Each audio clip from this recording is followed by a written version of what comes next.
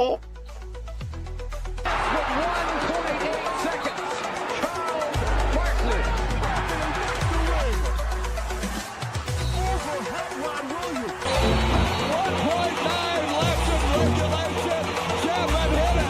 Richardson up ahead. Look out. Hello.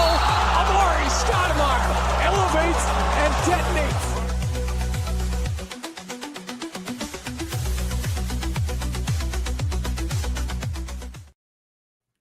Hello, everyone, and welcome back to another episode here on Suns Planet Pod. We are Bruce and Kevin, and we are here today to break down a successful week for the Phoenix Suns as they went 4-0, shocking not only myself, but Jake and, of course, Kevin while he was sleeping last week when we made our predictions, as they absolutely took the storm and absolutely have been delivering. Kevin, how you doing today? We are back, me and you. No Jake this time, kind of playing a little bit of a switching role. You were out here last week. Jake now sick this week, so we got the reins today. How you doing? Jake had valid reasons for not being here. He was sick. Me, I just fell asleep and just never woke up We could say you were last sick. week. But it's really surprising. But I would have predicted 4-0 last week if I was in that last episode. But You would have? yeah, I would have. I mean, I predicted we'd go 2-1 the week prior, and it did happen. So, I'm a a teller of the future. That is true. So for that, Kev, since you did, I did say this last week. You weren't here, but you did call it. You did predict them going 2-1 last week. So yeah, I did. There we go. There we go. There you go. Yeah, there you go. Thank you. Well deserved. Of course. And Jake, please stay as a keyboard warrior for now, and just save your voice. Yeah. Does that say Saints 146? No, Yeah, I don't get the reference, but you should. I mean, I know it's because he's a Saints fan, but I do like the shirt. I do like the shirt. So thank you, Jake, for being here. What's up? We got Suns Fever as here as well. Cool ass Chuck here as well. So thank you guys for showing up and hanging out with Kevin and I. And we got a great episode as there was a lot that went on in Phoenix Suns world this week. And actually some great positive things like we alluded to. The Suns in their last 10 games are 7-3, currently sit 8-5 in the Western Conference, currently slated 7th, but they are on a bit of a win streak here, winning their last 5 in a row and last 5 of 6 games here, with that one loss happening last week versus the Golden State Warriors. But it's kind of crazy to say that they're 6-1 in the last 2 weeks, Kevin, and it's just a complete change of game of pace, but not only that, but also just structure of how this offense and defense are run comparative to last year. Oh, I totally agree. I mean, I know we're going to discuss them one by one, but that game against the Pacers, if that was last year, then the Pacers rubbed them up real good. That would have been a blowout in favor of the Pacers. So I really like the structure of this team. Of course, you have Dillon Brooks playing, I think, the best offense in his career, more than what we saw in Houston last year. But that defense and the way they respond to physicality is just enormous. I mean, the improvement definitely you can see. No, I completely agree. And you can just see it on both sides of the floor. Defensively, they're completely locked in, fighting for loose balls, giving that hustle out there on the court 100%. I vividly remember in this Pelicans game that happened this week, we'll get into it a little bit later, but the Suns were in complete control of this game throughout. They were up 20 points through a majority of the contest, had multiple 10-0, 11-0 runs, being able to take down this Pelicans team. And even late in the game, up like 16, 17 points, was like, or 20-ish points in like the fourth quarter. The game was basically over at that point. The Pelicans were trying to fight to maybe get a run to kind of make some noise late, but guys like Dillon Brooks, Ryan Dunn were still trapping guys on defense in the half court, being relentless, even up 20 points with 4 minutes left. And last year, that's something that you wouldn't have seen. You would have seen the Suns either completely give up at that point, either winning, or if they were on the losing end, making some more wrong plays, giving some more loose ball turnovers, just making more key mistakes. But it's clear and different that this organization, now run by Jordan Knott and now Brian Gregory, has a little bit of a different mindset now. It's the mentality is that they're going to work hard, they're going to give it their all, and they're going to show that determination out there on the basketball court 100%. Maybe even sometimes a little too much, getting some technical fouls while sitting on the bench, and like guys like Dylan Brooks have in the past. But that's what I'm saying. I like that they're actually all bought in and are ready to be that one cohesive unit together. Totally, totally. But yeah, let's just discuss the games here. First, we have the debut of Jalen Green against the Clippers, where he powered us through, scoring a lot of points. What do we have here? 30, 29 points in 50% shooting. Jalen Green, the Filipino uh, apostle, taking full effect in Phoenix that game. But of course, it's bittersweet because the next game he re-injured his hamstring. But we kind of saw a blueprint of what's to come when he's healthy. Yes, and I believe that we're going to continue to see that kind of going on when he does come back. That did happen, towards the end of last week. Unfortunately, it was ruled out. He's going to be out, I think, 4 to 6 more weeks with that hamstring strain. So not the best for the Phoenix Suns, but throughout this entire season, besides that one contest, they've been playing without Jalen Green and have found that success on the offensive and defensive end. And I think that's going to continue and translate continuing into these next games here that the Suns kind of gear up towards. I had a little bit of an article kind of about this, talking about the Suns still needing that second star with in Phoenix, and it could be very, very well be Jalen Green. We already saw that fit look really solid with the Suns so far already to start the season, but it also could be very well the Suns as well, looking to find someone else if it doesn't work out, or maybe a guy like Grayson Allen or Royce O'Neal, who have been absolutely terrific as well, step up to be that second kind of man. Maybe it's a Mark Williams who's been really doing solid for the Suns and has been a clear big part for the Suns in their front court. And like you said, Kev, we can kind of get into the games as well. As the first game of the week was versus the Los Angeles Clippers, happened last Saturday, so legitimately 7 days ago, feels a little while ago, and the Suns pulled away from the Clippers, securing this victory on the road, 114 to 103. This is one of Bradley Beal's last games that he'll be playing this season, as he suffered a season-ending injury. He had 12 points versus the Suns. James Harden, who was electric in their first contest, who had 31, struggled in this game, being very limited on the offensive end. 4 for 15 from the field, 2 for 10 from 3, total of 13 points. John Collins and Ivica Zubac were dominating down low, but the Suns had some big performances as well, where guys like Devin Booker were absolutely insane for this team, where he had 21 points for the Phoenix Suns, being their leading scorer. Mark Williams had 19, Brooks 16, Grayson Allen 14, Royce O'Neal 13, Royce O'Neal 12, Colin Gillespie 13. It seems like when the Suns have multiple double-digit scores, the offense really seems to find itself out. Yeah, and we kind of saw that last year when everything's clicking for them, even with Katie and Beal was in here. Everything, the supporting cast are clicking. Tendencies are they're gonna win, and now it's just Booker, the main superstar. That ball is really like uh, going back and forth to who's ever open, and these guys are delivering, which is really really good, and it's nice, so much fun to see this offense is, as well as in the defensive side. Yeah, exactly. And I really, really like what this offense has been able to bring. I wrote about it on Brightside as well, but they're one of the top 3-point shooting teams across the NBA. Let me look at it right now, specifically to see where the things have changed, because I'm sure they have moved kind of Yeah, these last Suns couple of days. are But the fifth in okay, so they're 3-point percentage. Yes. okay.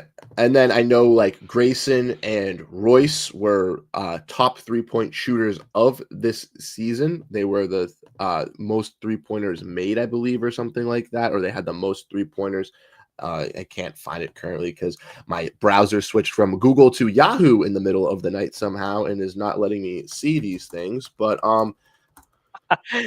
give me a second Let for me me to help get you back out. to my Grayson point. is Yeah, eighth in thank the you. league. Okay, Okay. Grayson's eighth in the league and three point. Oh no, it's not. It's not. Hold on, it's not attempts per game. Field goals there. Grayson is third. And no, that's field goals. No, I don't want like the single game the record. 3 point I want percentage. 3 point field goal. It's per Can I ask 36. how Google Chrome changed their web browser when I open it to the first search engine to be Yahoo? Let me know how that works. How maybe how? maybe after the show. Yeah, after the show, I'm gonna have to figure this out because this is absolutely ridiculous. But anyways, regardless of that point, Suns offense has been very, very solid from 3-point land. They've been very effective, like you stated. They're fifth in 3-point percent shooting. I believe they were third in frequency, fourth in frequency, third in makes, and third in attempts this week as well when I wrote my article. So it just goes to show you that not only are they taking that shot a lot more, but it's also falling a lot more for them, giving them more percentage, and it's been actually been able to be utilized. I know a lot of people see Bradley Beal, Kevin Durant, they think scores, they think offense, they think, oh, wow, this is just going to seemingly all work. They can all deliver from 3-point range, but that necessarily wasn't the case. Booker, obviously, Yeah. very, very solid mid-range scorer. Durant likes to get his touches in that kind of low post / mid-range area where he can work into those fadeaway shots. And even Bradley Beal, who was, a pretty solid 3-point shooter as well, like to get into the mid-range and be effective from there as well. So for the Suns to have guys like Grayson and Royce who can step up and not only just fill into their roles, but deliver where they need the most, hitting those threes compared to where some guys necessarily weren't, I think that's big for them and for their roles to continue to rise within the Suns team. Yeah, and this is where you agreed, or you see where the 3 point shots are not like they don't feel like they're forced Yep. compared to last season under Budenholzer, where they just hoist 3 pointers all over the place and not being in a good spot. But in this offense, everything seems to be flowing real good. Of course, we're winning, so that's why we say that. But but Mhm. you kind of see where the offense is really clicking, especially when Grayson and let's just say the wing shots are falling from that 3 point arc. Yes, they are definitely helping out from the Suns, and you even got guys like Colin Gillespie who's making some big time 3-pointers. I know versus that Grizzlies game, I believe it was 2 weeks ago, he had that little bit of a run in the second quarter where he started to go off, and even in some points of these games, he has some big time shots. Versus the Clippers, he was 4 for 10 from 3-point range, but in 4 threes is a big thing for Colin Gillespie, and that was 12 of his 13 points was from that 3-point range. So just goes to show you that he can be effective from there for the Suns when they need it. Not only is just a catch and shoot score, but someone that can set up his own shot as well. And I think that's very valuable for just adding the depth and trying to figure out who can be these kind of contingency pieces for the Suns now. And if they can stay hot, how well they can stay within the Suns organization for the future as well, being core building blocks around this new kind of identity and team. Yeah, for sure. Awesome. So let's dive into the next game, Kev, which was the big blowout game and one that I know a lot of Suns fans are going to be very, very happy to talk about. That is the game versus the New Orleans Pelicans. So after the Suns went on their little sabbatical, taking on the Clippers and a little back-to-back action, having some fun. You coming to my house, we come to your house. The Suns now have the series lead after losing their home opener. They take on the New Orleans Pelicans, and the Pelicans are, I think, what a lot of people thought the Phoenix Suns were going to be this season. Very injury-riddled team, one that just has a lot of young pieces going to be towards the bottom of the West. But that's not the case, and the Suns proved that in this game, winning 121-98 versus the Pelicans, completely dominating, never taking their foot off the gas. They won every quarter besides the fourth, and they only lost it by 1 point, and seemingly the game was over by halftime, with the Suns being up 20 points, getting 10-0 runs basically every single quarter throughout. And it just made it very impactful for this Suns team to be able to dominate in that kind of way. And we saw a guy in Grayson Allen who was very, very successful go off in that performance. Kevin, a career high 42 points, a franchise record 10 3-pointers made, something that he had done previously in his career, tying the record 3 times with 9, amongst many other names, including my guy Aaron Baines. What was your thought process on that, as I welcome our guest and someone that was in the chat that is lucky to join us, John Vojta? Good morning, ahoy hoy and such. Good morning, John. How are How you? we doing? I'm good. I'm trying to kill some time. Notre Dame plays in like 26 minutes, and I'm sitting there watching you guys. I'm like, you know what? I can talk about the Suns. The wife is off getting a hair appointment done, and so I can be as loud as I want first thing in the morning. So I'm all for it. Well, I'm glad to hear that. I also like the hat you got too. Oh yes, thank you. I went to the game the other night. I bought that one and I bought this one. Ooh. You know, just some Ooh, nice. time to update the hats. I only got like 50 Suns hats, but yeah, this new one is just I like it. I like it a lot. How did you feel when you saw that court design back? It's nostalgic, you know. And again, I think that one of the issues I had prior to the beginning of the season was I didn't know if I wanted to bring back this Valley gradient, this Valley logo, that Valley court, because it was so special to Suns fans, right? The 2021 season where we went to the finals, the year after where we won 64 games, those were the 2 years that we wore those city editions. And I felt like, okay, keep those packed away into my memories. But the way that this team is playing and the way that they encapsulate many of the same qualities that those teams carried with them, it actually kind of felt okay. It's like, you know what? This isn't empty calories like we've experienced the last 2 years. These are a group of guys and a team that plays with heart, plays with grit, plays as a cohesive unit, which is much of what we experienced in the finals run in the 64 game season after, or 64 win team afterwards. So I enjoyed seeing it. I was actually at the game on Thursday, so I went with my wife. Sat next to a bunch of Pacers fans. Oddly enough, poor Pacers fans, man. I feel so bad for Pacers fans right now, because it's literally like you go to Game 7 of the finals, Tyrese Halliburton blows out his ACL, and like every fucking shitty thing that could happen since has happened to those poor fans. But so I mean, how did it look on TV? I didn't see it on TV. I haven't even watched highlights of that game. I just like in the crowd, it looked great. I actually see a lot of people were saying that there was like technical difficulties happening. I don't know if the game got shut off in Arizona or anything like that, but it seemed like the fans and maybe the teleprogram had realized that maybe this one wasn't as great as a showing as many people thought, because it was just an absolute blowout. Suns took care of things, like you said, John. Unfortunately, the Pacers just been battered with injuries to even some of their other top tier guys like Benedict Mathurin. I know TJ McConnell came back, but they've just been through the gutter with guys like Obi Toppin still hurt, and it's just that depth added to their star player obviously being out just can't really match their energy comparative to a Suns team who's playing with all that infectious energy that I feel like the Pacers really showcased to that league, and something that Jordan Hart was trying to mirror with this Suns team as well. 100%. You know, again, that was a situation where you take a look at what that team is and the sum of the parts, you know, and it's hard to really understand who and what they are because they're so decimated, just like Dallas, right? And I know you guys were talking, I think, about the Pelicans when I walked in, just like the Pelicans.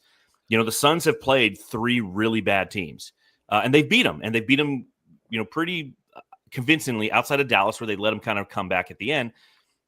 But they're doing what they should do, and, you know. And Kevin said it earlier, where it's like in the past, these were games in which we would lose. These were games when they were too competitive. These were games when we were sitting there being like, man, we'd really like, you know, the rookies to get a run, but we wouldn't have an opportunity to do so. So they're doing what they're supposed to do. Obviously, the upcoming schedule is going to provide a different set of challenges and opportunities for us to better understand who and what this team is under Jordan Ott. But, you know, all those games, it's just fun to watch a game. It's fun to write a recap for Bright Side of the Sun, and you know what the result is going into the fourth quarter, because then you can just kind of relax and watch the game and, you know, and insert the stats at the very end and done, boom, you're published, you're done, you know?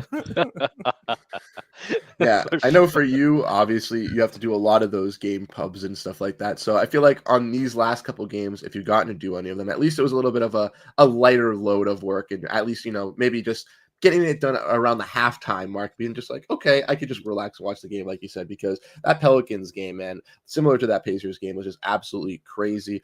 Just Grayson Allen, absolutely insane work for the Phoenix Suns there, getting his career high. Is this something that you could kind of saw coming out of Grayson Allen, either of you this season? I know on my stance, I was kind of on the trade Grayson Allen wave, kind of going into the season and even dating back to last season, and I'm kind of maybe still on that wave, play up his trade value, obviously. But I do think that he has impressed in this new role. I know he put on a lot of muscle last season, seemingly didn't this year, looks a little bit more comfortable in three-point shooting. Do we think that it's just Grayson having a streaky season last year and just getting a little bit more comfortable, or do we actually think that, he's found his groove within this offense and maybe it works a little bit better towards him? Yeah, what do you think, Kevin? Yeah, I think it's just the system overall.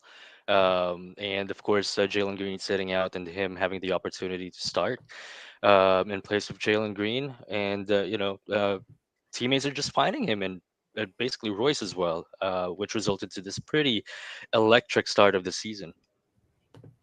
Yeah, I think, kind of to echo Kevin's point, is the system has provided him an opportunity and he's the one who's executing.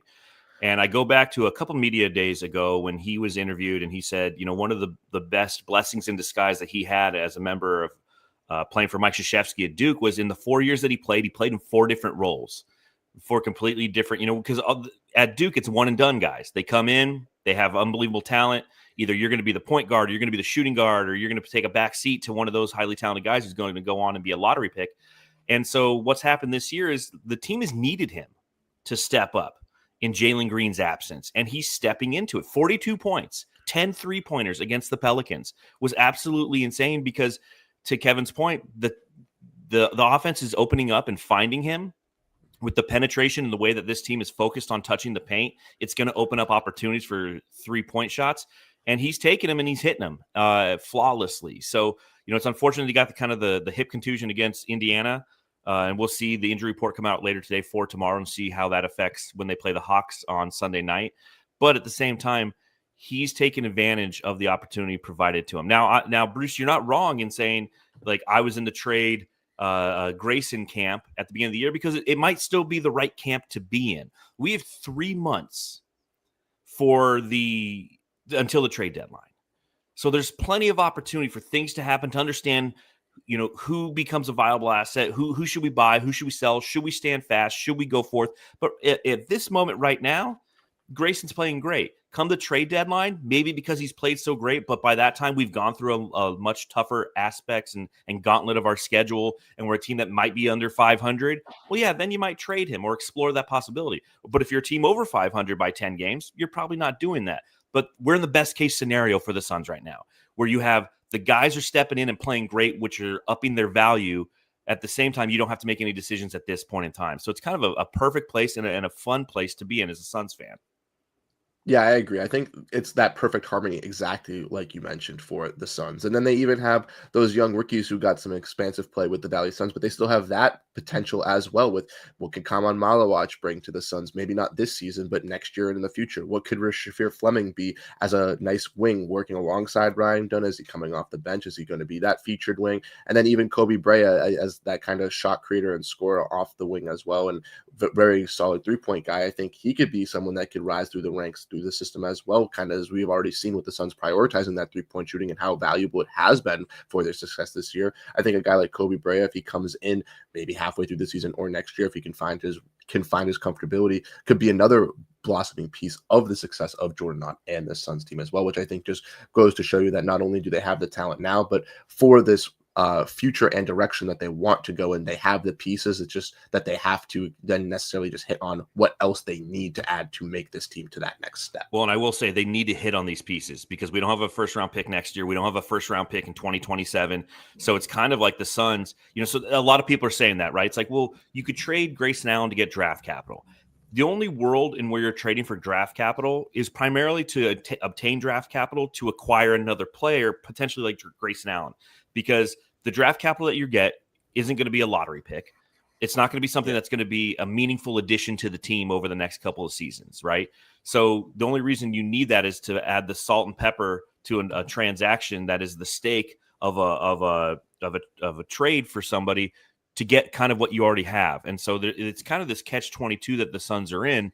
Again, the only way you're really seeking out lottery level picks is if you're trading a Devin Booker. And even in that case, you're trading him to a team that now will be better because they have Devin Booker, and therefore their draft capital isn't that great. So it's, again, a lot of people, what I've noticed in covering the Suns for 6 years is people don't care about draft picks until you don't have any. And then they become like the end all be all. Now, granted, I completely agree that what we gave up for Bradley Beal was asinine and stupid. When you go back and you look at the draft or the graphic of all the assets that we gave up relative to picks, I mean, we took the cupboard and we didn't just empty it. We bulldozed it. We redid the whole kitchen when it wasn't necessary. Like everything was working. It was fine. It just needed a coat of paint, but hindsight's 2020. And now we're just trying to pick up the pieces from there.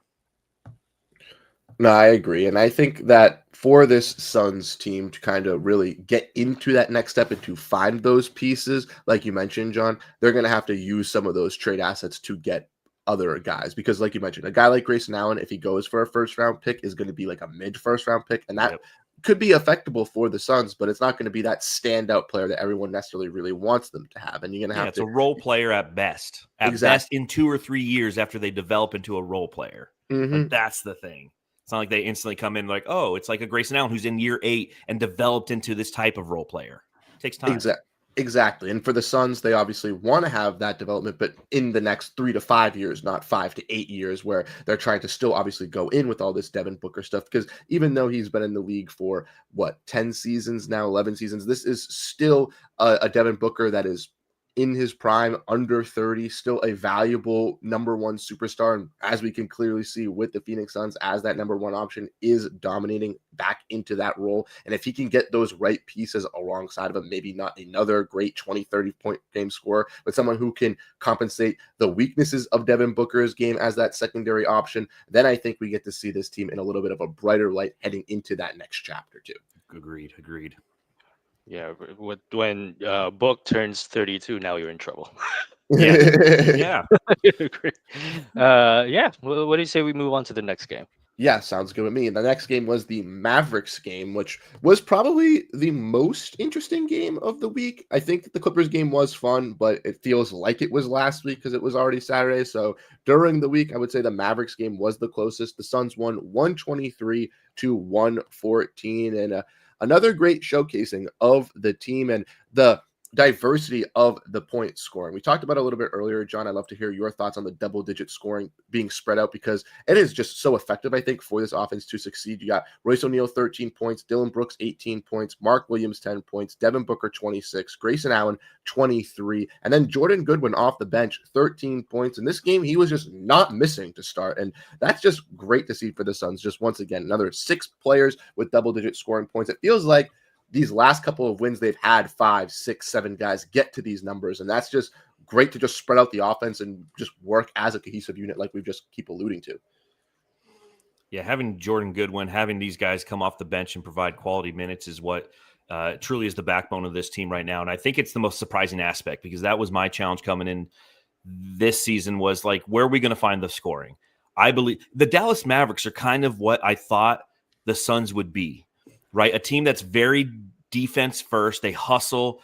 They can't shoot, but they're going to try to grind it out on the defensive end. That's who Dallas has been thus far this year. Obviously, decimated by injuries with no Kyrie, no Anthony Davis, no Derek Lively in this one. PJ Washington went out. I mean, they had 10 guys out there, and it was funny because during the game, I'm looking at the opposing team's subreddit, the Mavericks subreddit, and they're just trashing everybody who's coming off the bench. It's like, dude, that's all you guys have.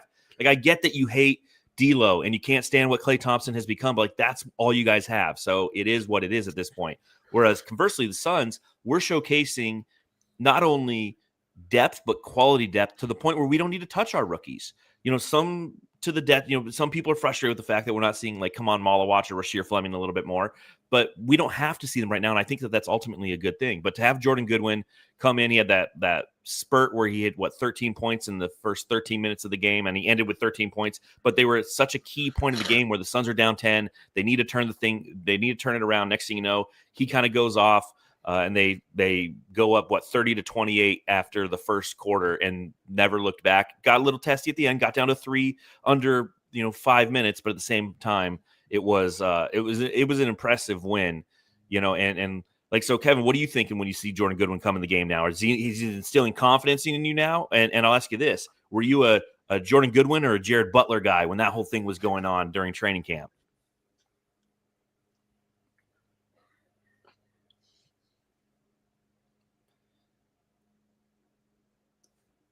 I don't know if Kevin heard me. I actually don't know, but so I was kind of in his camp. Oh, can you guys hear me? I'm sorry. My Kind of. internet is, You're bullshit breaking up right a now. little bit. Must be on that Yahoo search engine. I fixed the Yahoo search engine, by the way. I told you, it happens every time you update Chrome. Every time, or I didn't it even does it update automatically. It's like, hey, Yahoo secure search. Like, God damn it again! I gotta go. I'm like, Yahoo sucks. Just take and if you go to Yahoo and you type in Google, it doesn't even take you to Google. You're Yep. on. Jeez.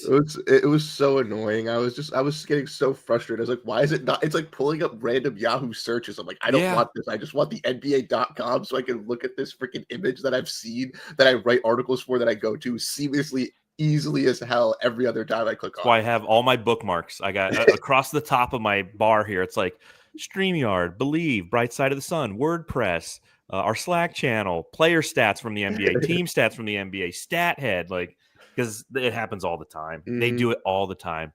Damn corporations. Let me search in peace.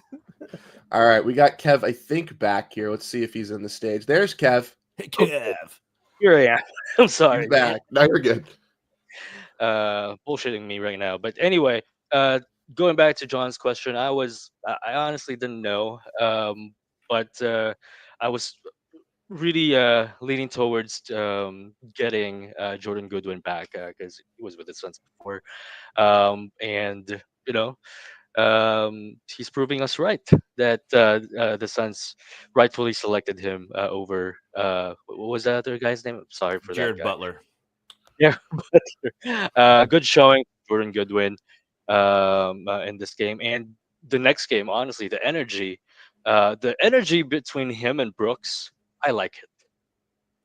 Yes. It's that infectious energy, and it's something that the Suns desperately need. I kind of talked about this last year, but they kind of needed a guard similar to Jordan Goodwin. I always referred to like a Case and Wallace type of guy as like someone that I would love to have for the Phoenix Suns. Like, can play with the ball, can play without the ball, can be a catch and shoot scorer, but he's that playmaker and defensive engine that could seamlessly work alongside Devin Booker, I realistically think. And I think Goodwin kind of presents some of those same qualities, maybe not as effectively where he's going to stand out as much, but in that smaller role where he has those short bursts where he can be that hungry defender, that loose ball threat, that guy that's going to pick up guys as a POA attacking defender. He's going to do all those things, and he's going to thrive in those instances. And that's why I think the decision was always going to be Jordan Goodwin over Jared Butler. It's just that they seemingly had too much of the offensive and creation with Jared Butler already, with guys in Booker and Colin Gillespie. They kind of needed this defensive threat. And I'm glad that they have this defensive threat on this team. It's even better that he's hitting 3-point shots, going unconscious and not missing opportunities. That's just like a blessing in disguise. And if he can continue to do that while being an effective defender, then maybe he can work his role a little bit better. Because I know with the Lakers last year, that was his like major bad thing, was that he wasn't great on offense, but he was like their best perimeter defender and was one of their better defenders on their team. So if he can get that offensive going a little bit more, he could maybe even find himself even to be a guy that can be a consistent guy off the bench for this team, I think. Yeah.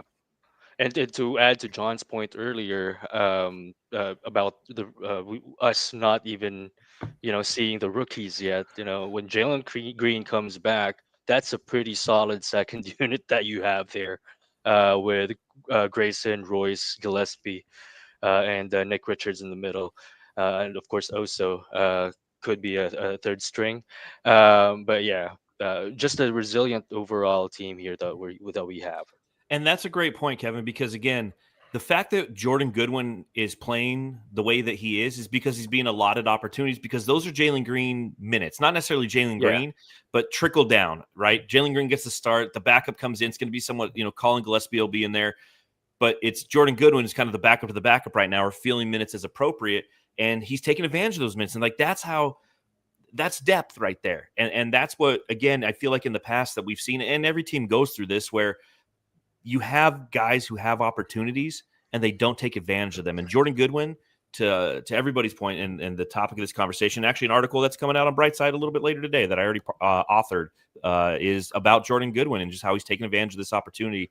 And it's nice to see. And it's nice to again see the third string guy still has the same intensity as the first team guy. That's culture. That's culture. That's what the Suns have been missing, because when you have somebody like Devin Booker's out there on the floor and then somebody comes in and doesn't have that same fire, that same energy, or the same ability, you're going to have gaps. And the gaps have kind of been closed by guys like Jordan Goodwin this year.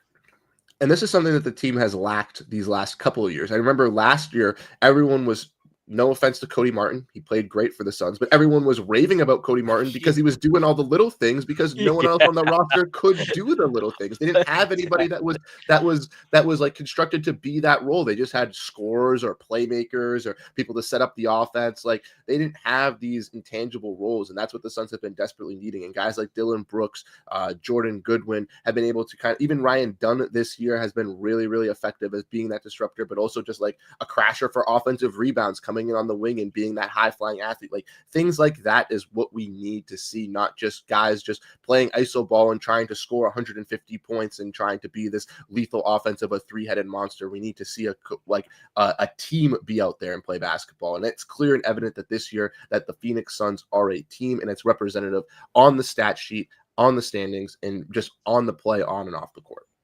Yeah, and that's what we've kind of been missing at the point guard spot, right? Because last year was Tyus Jones. No offense to Tyus Jones, of course, but you need that defensive-minded guard to bring that energy, but can shoot a little as well. You have that in Colin Gillespie. Colin's shooting a lot of threes off the bench, but that's what you need in a Jordan Goodwin. Is Cody Martin even in the league anymore? No, he's not. Yeah, think about that. We were pounding the drum as a fan base because we're like, oh my God, a guy who has effort and fire. The guy's not even in the league anymore. You know, Bol not in the league anymore. I mean, Phoenix is like literally the last stop you take before you go somewhere else or just don't play anymore. Because and like over and over again, like, where's Chimezie Metu? You know, Yuta Watanabe's like, fuck this, I'm out. I'm going back to Japan. Like, yikes, man. Yikes. Is Isaiah Livers going to be the next one of that case? I hope not, man. I've enjoyed watching him play. You know, he was. I like him too. Yeah, he's just, again, a third string guy who comes in and just brings that same mentality, and he does so many little things well. Now, again, these are against very bad teams. Mm-hmm. So we don't know really how good Isaiah Livers is or what Jordan Goodwin truly brings until we start playing better competition, and we will tomorrow when we play the Atlanta Hawks, who are also 8-5, unless they played last night or tonight. Then that record obviously changes. But for right now, in this moment in time, both these players are contributing the way that we want them to. Mm-hmm. And that's all we love to see. And then the last game of the week was the biggest blowout game of the week. We talked about it a little bit earlier. 133-98 win for the Phoenix Suns. The Pacers just could not handle what the Suns were doing early on, and it was just a crazy, crazy game. Dylan Brooks, 32 points. Devin Booker, 33 points. But the biggest story of them all was Oso Ighodaro, a plus 52 plus-minus rating for the third highest in NBA history, behind Luke Mbah a Moute and Gary Trent Jr. Oso Ighodaro was having the fans out there with pitchforks saying, get him out, get him out, get him out, get him out. And then he goes and puts up a plus 52, and Twitter just magically changes its head and does a complete 180.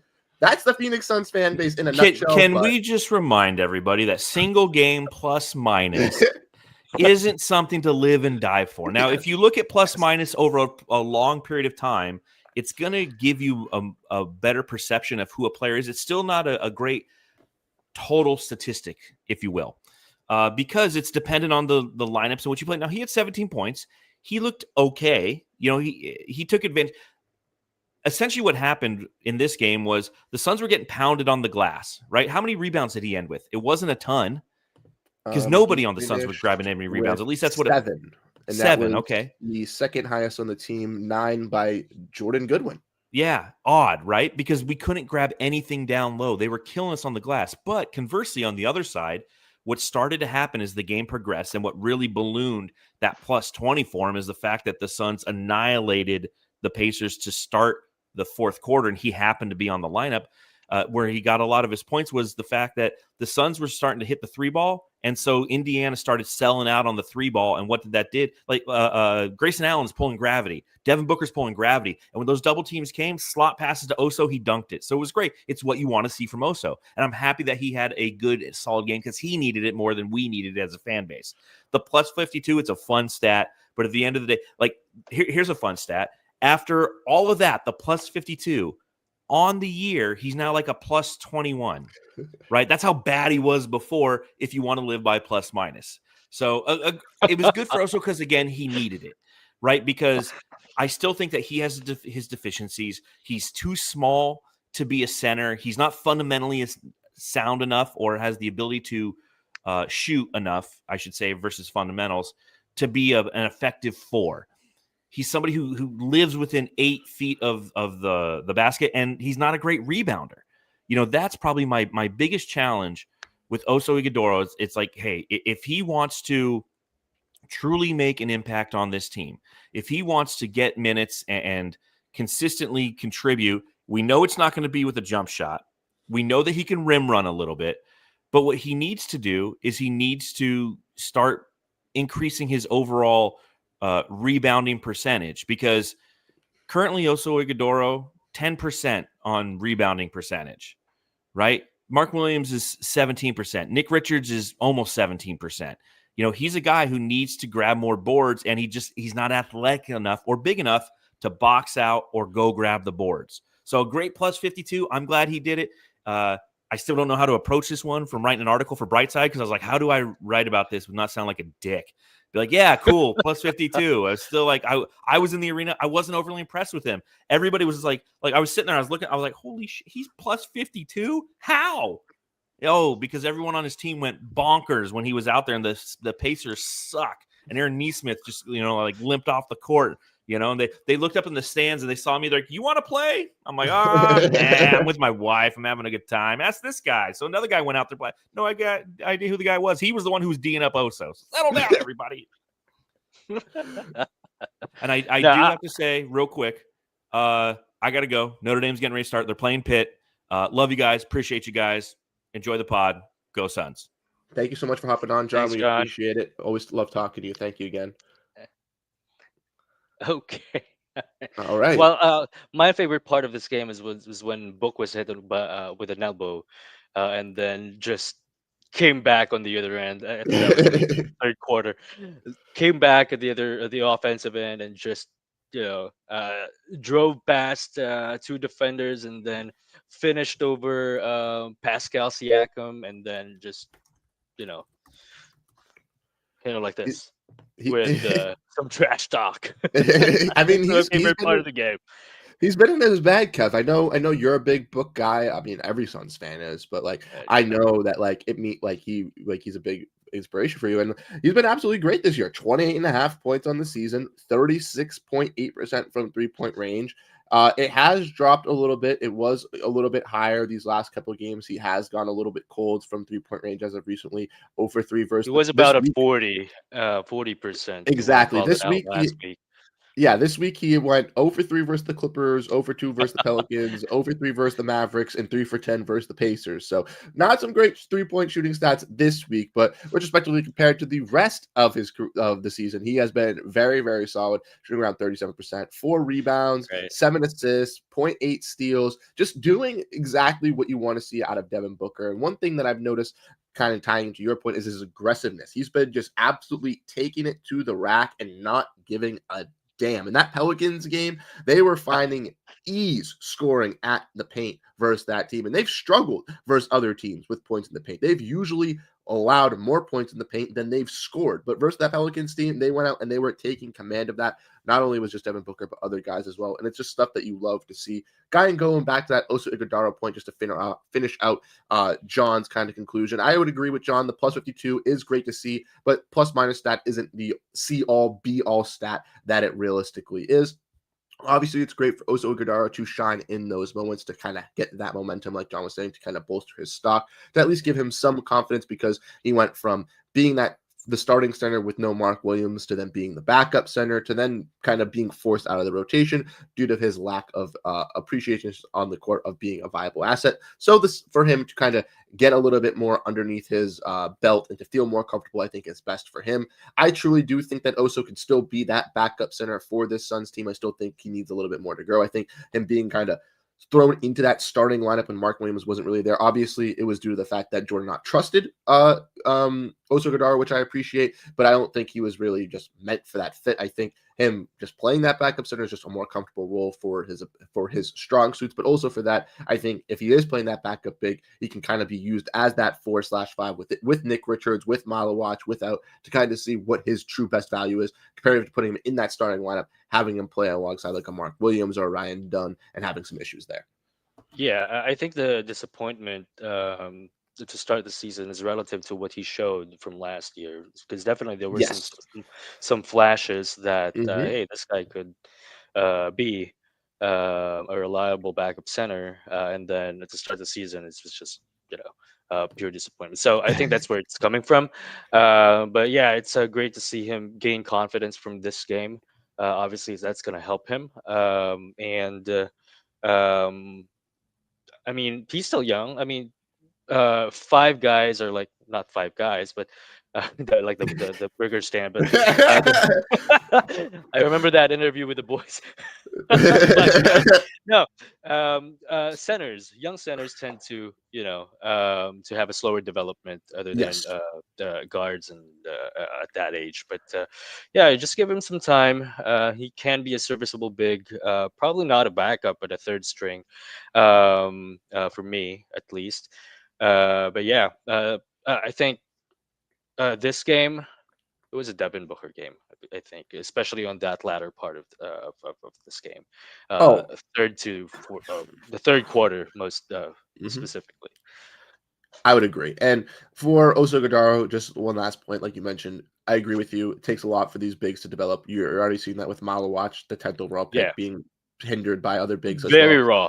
It's very raw, and that's what happens. And for Oso he was a what 40 50, something overall pick. It's ye- not like he was some flashy name or anything right. like that. So it also is understandable for kind of that. And last year we obviously saw a lot of more bright flashes kind of towards the end of the season with them getting more run because Mike Budenholzer didn't give them so much playing time throughout the season, kind of staggering their minutes. Whereas this year I feel like they're kind of given those minutes already to jump the gate in their sophomore seasons, which is nice to see, but also I guess can kind of vary us for the ability to if they're going to be able to be effective or not, and gives you that actual true realization of what their impact can be for this Phoenix Suns team for the future. Totally agree. And just going back to my statement there, I want to say I want to change that. It's a Brooks book game. Yes, On this one. Dylan Brooks had 32 points. Let's just put some respect in his name. and Dylan Brooks. Let we got to give him credit. 12 for 18 from the field, 3 for 7 from 3-point range, 5 for 5 from the free throw lane. And not only is he doing that on the offensive end, but he's getting in your opponent's head. He's being Exactly. that mental headscape that is antagonizing other players. I know in that Clippers game on Saturday, he was a major X factor into getting into James Harden. Him and James Harden were kind of going at it into the beginning, like back and forth. I know he wasn't really his primary assignment for a majority of the game. It was mainly Ryan Dunn stuff, but just having that just off the rip is great to see because Harden was such a valuable asset for the Clippers win. And in both the Clippers losses, unfortunately, he didn't play in one of them.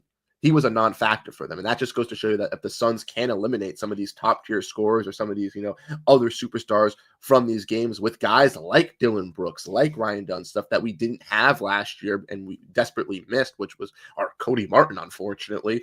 That's where we kind of take that lack. If we have those experienced role players that can do those jobs but also be effective on the court doing other things, that's going to be key. And in this game, that's what Brooks has been doing. And so far in Phoenix, Brooks has been doing that for our squad, which I love to see. I love that he's that kind of just like that energizer. Yeah, the Energizer Bunny. That's what I view him as for this Suns team. He's walking around with the drum, banging it around, getting the team pumped up, ready to go before they go out. And that is my guy, DB. Yeah, and just going back to my point earlier that you need these type of players, right? You need those guys that can get into the opponent's head because Yep. last year it's been done to the Suns quite often. You rough them up, they give up. And at least for this Pacers game, that was not the case. And as well as in the Pelicans game, where Jose Alvarado was like running around trying to get into people's heads, it did not work because we we have those type of guys that can reciprocate that Mhm. to the opponent. So I really like the toughness that Brooks, Goodwin, and even Royce brings into this team. Yeah, I feel like we haven't really mentioned Royce at all in this podcast, and I'll kind of just go on a little quick tangent, and then we can kind of continue. But he has been absolutely insane this season, Kev. Really stepping up for the Suns, really delivering. Offensively, has been this big shot creator and shot maker, and then Right. defensively has lost a little bit of a step in transition on being able to play on guys. Obviously, getting a little bit older, but still can make up that effect on the defensive end by being able to switch and being such a versatile defender that he can realistically help the Suns with any type of offensive piece, regardless if it's a bigger body, if it's a smaller body, someone his own size, which helps out their team immensely. I totally agree. I mean, him and Grayson has been big Yep. to start the season, and that's why they're one of the or a few of the many reasons why the Suns are what 8-5, 7-5. What's the Yep. record? Eight and Eight and five five. currently. Yep. Yeah, And I think they're kind of that second option for the Suns right now. They're playing right. as that second option offensively together, which is realistically helping them out a lot. Exactly. But to John's point earlier, we cannot see the full picture unless Yes. the Suns face a better team. The Yep. Oklahoma City Thunder, the uh, what else? The Lakers. Well, The wow, Nuggets. like the Nuggets. So we have to see how this will turn out. Against 100. those teams. So yeah. 100%. And then last thing we'll mention before we turn away from the games, go into our player of the week and predictions is just the unfortunate news that we kind of got brought up during the Pacers game, which is that Grayson Allen had a hip injury in the game versus the Pacers. He had to leave early. We'll have to wait for that update. Obviously, he's been such a vital part for this offense that if he is out alongside Jalen Green, even though we've had Dylan Brooks out with Jalen Green, this could be a little bit more detrimental because of how valuable he is on the offensive end. Hopefully for Grayson Allen, it isn't anything too severe, and then the Suns can hopefully get him back into this rotation hopefully as early tomorrow versus the Hawks, but if not, at least later this week when they have their other two games. I think But the oh, 2 day go ahead. off is the 2 day off is a great help. Yes, that also definitely adds for the Suns there as well. Yeah. So, Kev, with that being said, we haven't done this in a little while, or me and you. It's been a couple weeks, but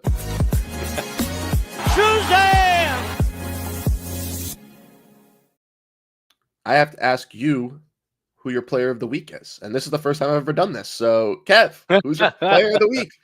I mean, there's so many guys that could qualify. Really, all of you know, surprisingly, everyone is consistent Mhm. in doing what they're doing so far this season.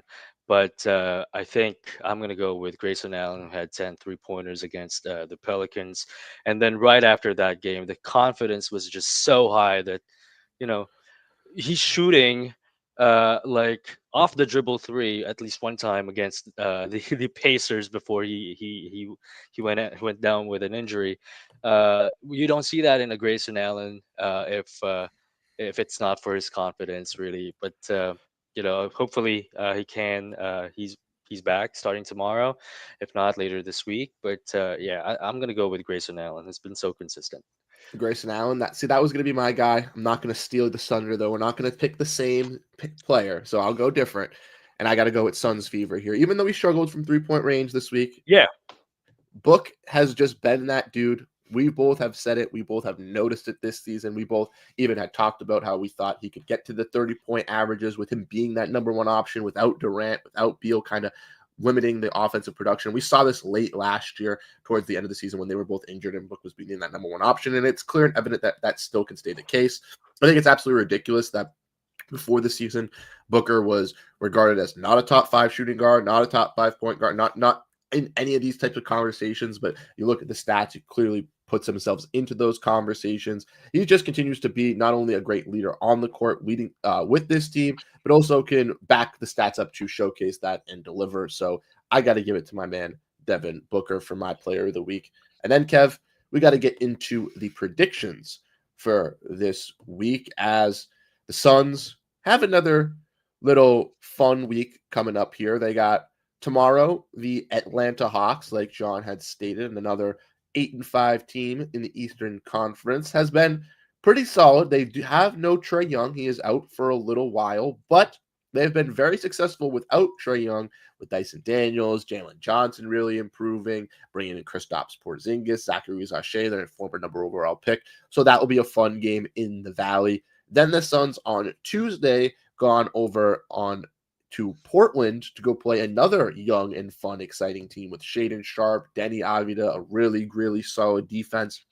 And one that Kamara as well, the former Phoenix Sun, and one that is currently 6-6, right below the Suns, currently in 9th place in the Western Conference. So a little bit of a battle between two teams that maybe could be similarly in the same spot. And then the Suns have an NBA Cup game. I believe this is their second Cup game. That is correct. The first Cup game that they played was on Halloween. This is when they beat the Utah Jazz after losing to them in overtime. This was the blowout game, 118-96 at home.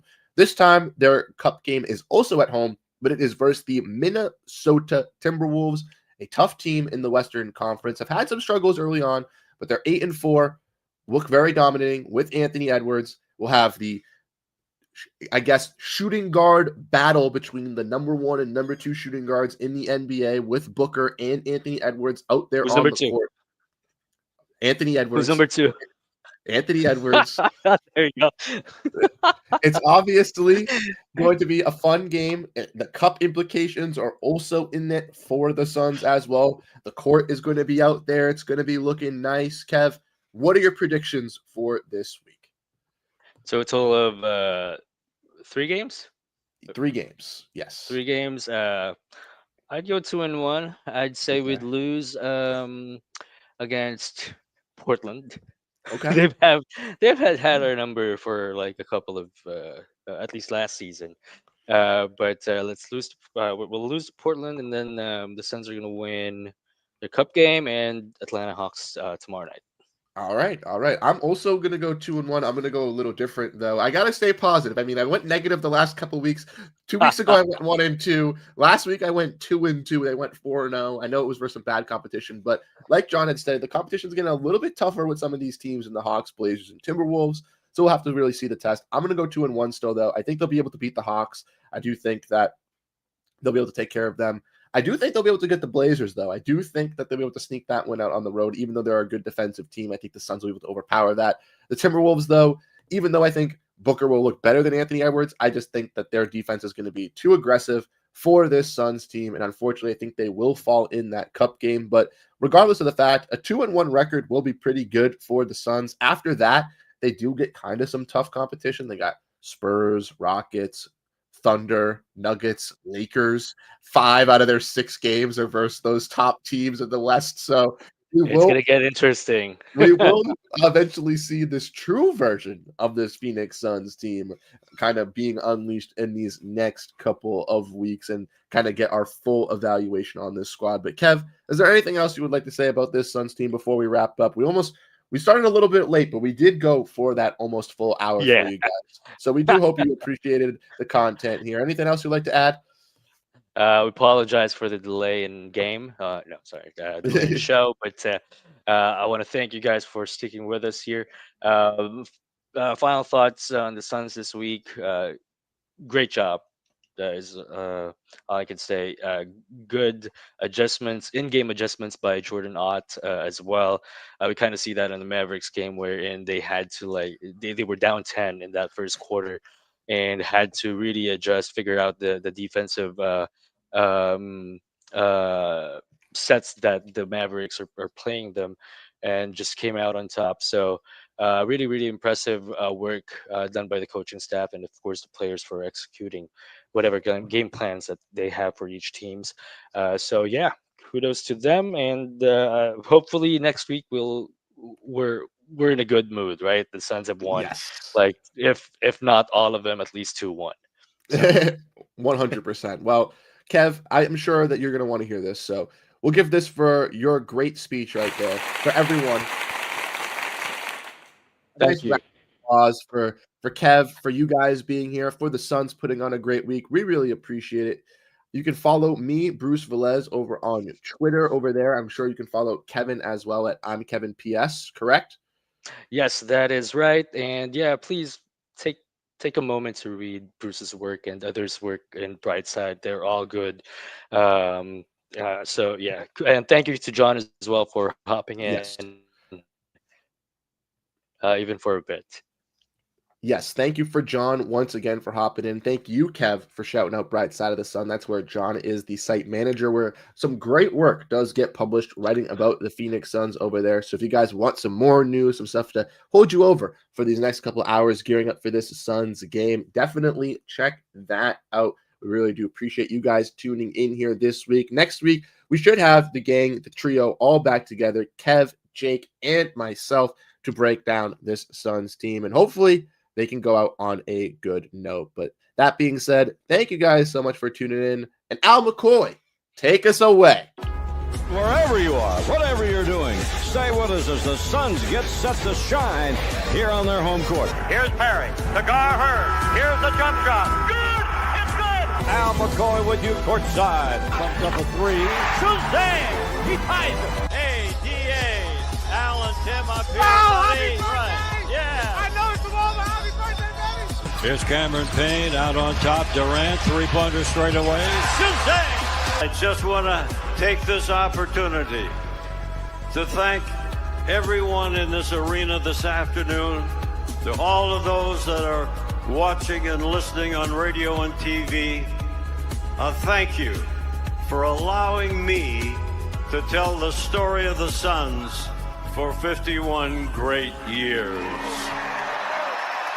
That pretty much wraps things up here. And for one last time, this is Al McCoy saying thanks for being there. Thanks for being with us tonight. And from the Footprint Center here in downtown Phoenix, we'll just say so long for now.